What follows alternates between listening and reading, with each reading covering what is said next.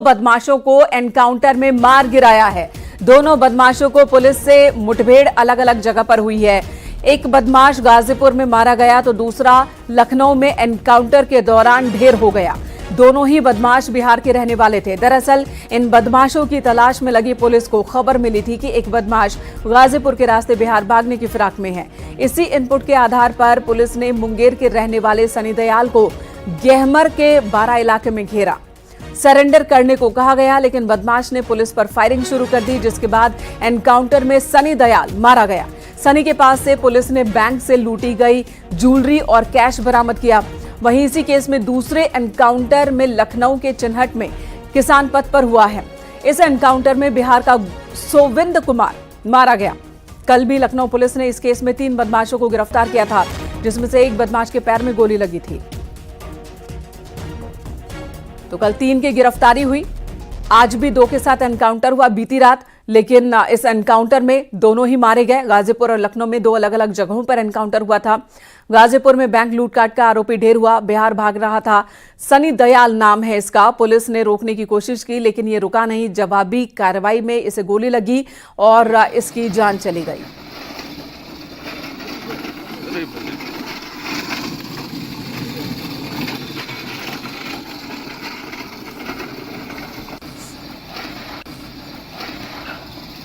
अरे मोनू,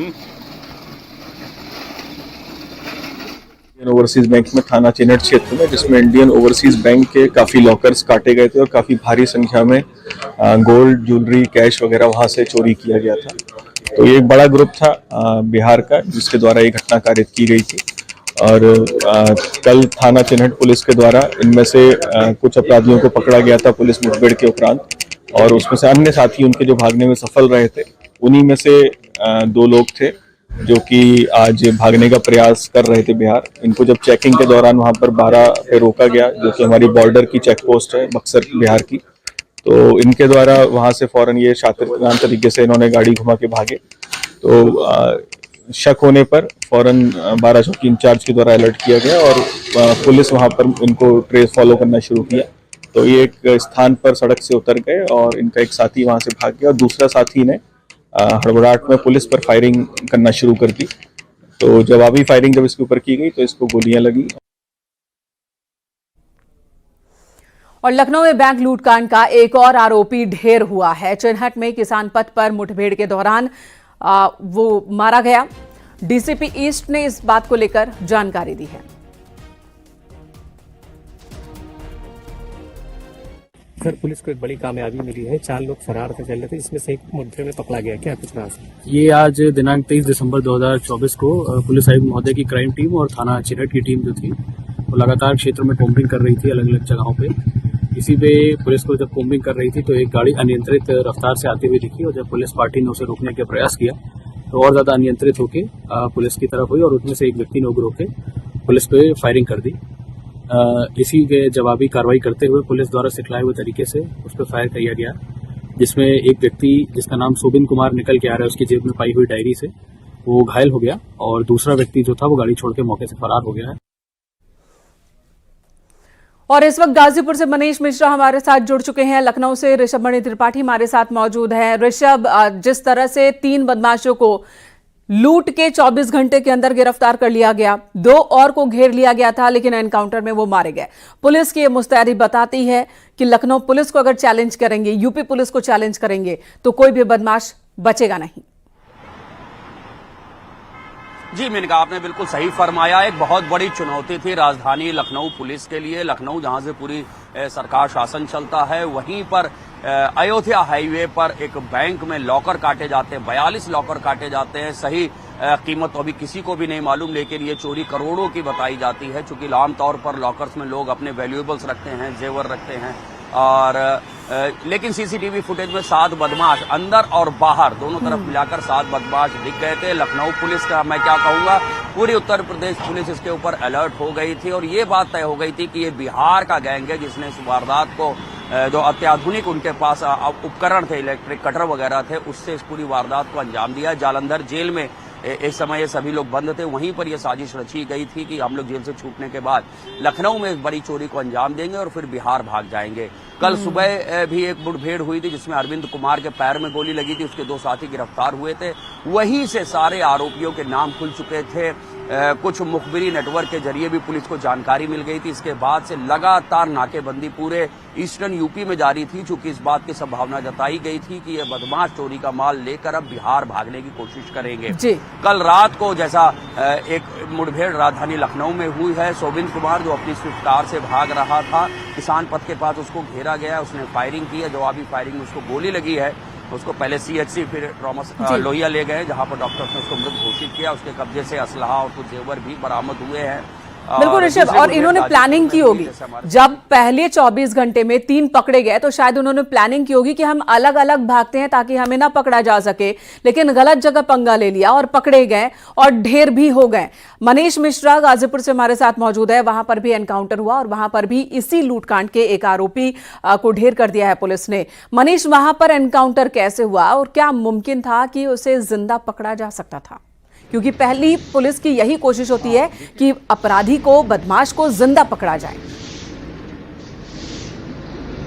देखिए, बता दें आपको कि लखनऊ के ओवरसीज बैंक में चोरी की जो बड़ी वारदात हुई थी, जिसमें 4 बदमाश शामिल थे, जिसमें एक बदमाश सनी दयाल जो बिहार के मुंगेर जिले का रहने वाला था, वो वारदात के बाद गाजीपुर के रास्ते बिहार भाग रहा था और गाजीपुर के गहमत थाना क्षेत्र के 12 इलाके में पुलिस ने जब उसका पीछा किया तो बदमाश ने पुलिस पर फायरिंग की और जवाबी फायरिंग में पुलिस की गोली उस बदमाश को लगी, एक गोली उसके पैर में लगी। इसके बावजूद वो फायरिंग करता रहा और भागता रहा। तब पुलिस ने दोबारा फायरिंग की और दूसरी गोली उसके सीने में लगी और बदमाश मुठभेड़ में मारा गया।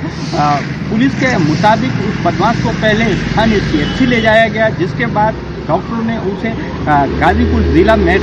गाजीपुर के मेडिकल कॉलेज के अस्पताल में रेफर किया गया और जहां पर जब वो लाया गया तो उसे डॉक्टरों ने मृत घोषित कर दिया। पुलिस का कहना है कि पुलिस ने उसे पकड़ने की कोशिश की थी। बदमाश बाइक पर अपने एक साथी के साथ था। दोनों बदमाश पुलिस टीम पर लगातार फायरिंग कर रहे थे। ऐसे में पुलिस को फायरिंग करनी पड़ी। मनीष, इस बदमाश का दूसरा साथी जो बाइक पर इसके साथ था, उसके बारे में क्या खबर है? क्या उसे पकड़ा जा सका या वो भाग गया? भागा तो किधर भागा? देखिए, मुठभेड़ के दौरान, चूंकि ये देर रात गए मुठभेड़ हुई थी और वो मुठभेड़ के दौरान अंधेरे का फायदा उठाकर भाग गया और जो बदमाश इस मुठभेड़ में मारा गया है उसे कोई अभी तक जानकारी तो मिल नहीं पाई, क्योंकि मुठभेड़ के दौरान उसे गोली लगी थी, वो गंभीर रूप से घायल हुआ था और उसकी मौत हो गई है। ऐसे में पुलिस उस दूसरे साथी की भी तलाश कर रही है। पुलिस के तमाम सूत्र पता लगाने की कोशिश में जुटे हैं कि इस बाइक पर दूसरा कौन व्यक्ति बैठा था जो इस बदमाश अभी पता लगाने में पुलिस जुटी हुई कि कौन कौन और थे इसमें। ऋषभ, एक सवाल और है, अभी तक 3 पकड़े गए और 2 एनकाउंटर में मारे गए, क्या और भी इसमें बदमाशों की संख्या है? और भी बदमाश हो सकते हैं लूटकांड का हिस्सा? जी बिल्कुल, अभी 2 बदमाश फरार हैं, एक गाजीपुर से, राजधानी लखनऊ से, एक उसमें लोकल जो इन्फॉर्मर है जिसने इस पूरे लूटकांड की साजिश रची थी, विपिन वर्मा, वो भी अभी फरार है। और एक बिहार का ही बदमाश है जो अंदर लॉकर काटने में लगा हुआ था, वो भी अभी फरार है। कुल 7 बदमाश थे, ये पुलिस ने हमें बताया है। अंदर और बाहर जो कुछ लोग रेकी भी शामिल थे, कुछ लोग बाहर ड्यूटी भी दे रहे थे, 4 लोग अंदर दाखिल हुए थे लॉकर रूम में। तो कुल 7 बदमाश थे। 7 में 5 अकाउंट फॉर हो चुके हैं, जिनमें 2 की मौत हो चुकी है, एक में पैर में गोली लगी है, 2 इस वक्त जेल पहुंचाए जा चुके हैं। 2 बदमाश अभी भी फरार हैं।